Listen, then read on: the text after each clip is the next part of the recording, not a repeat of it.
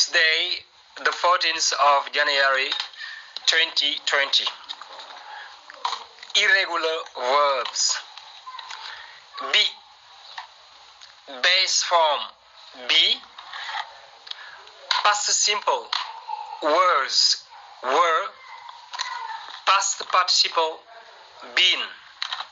Examples: I want to be rich. He was my best friend.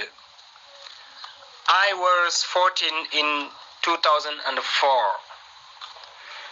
They were in the United States in 2009. I have been sick recently. Voilà, tey nag dama ñëw ci verbe bu am solo mooy li ñuy wax irregular verbs mooy verbe yi ni muy changé ni muy soppi ko ak nu mu tudd. xam nga bu nekkee li ñuy wax base form mooy verbe bi ni mu juddoo nga xam ne kenn conjugué gu ko daal ni mu juddoo mooy be. ok kon base form bi moom la ñuy wax infinitive mooy be. past simple words lay doon ak were. lan moo tax mu nekk words ak were because dañ naan I was nekkoon na, he was ku góor gi nekkoon na, she was ku jigéen gi nekkoon na, it was li amul xel nekkoon na. léegi nag boo ne we were ngay wax you were they were. ok léegi kon boobu mooy past simple. léegi mu nekk li ñuy wax nga amaat past participle. past participle mooy passé bu mujj bi moom la ñuy wax ci français participe passé. léegi kon past participle bu bi mooy been. examples léegi nag li ma wax lépp dama ci indi phrase. I want to be rich. dama bëgg riche dama bëgg nekk ku riche dal.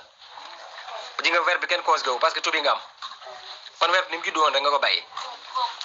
léegi boo ne he was my best friend moom sama meilleur xarit la woon.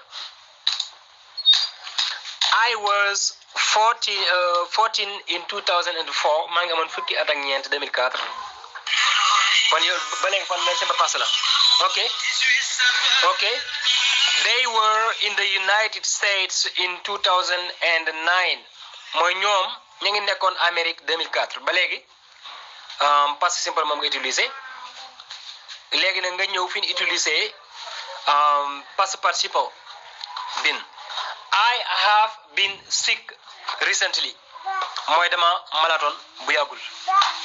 voilà kon gis nga ne yaa ngi utilisé been bi nga xam ne dafa nekk ci li ñuy wax passé composé maanaam present perfect. I have been sick recently dama malatoon bu yàggul voilà.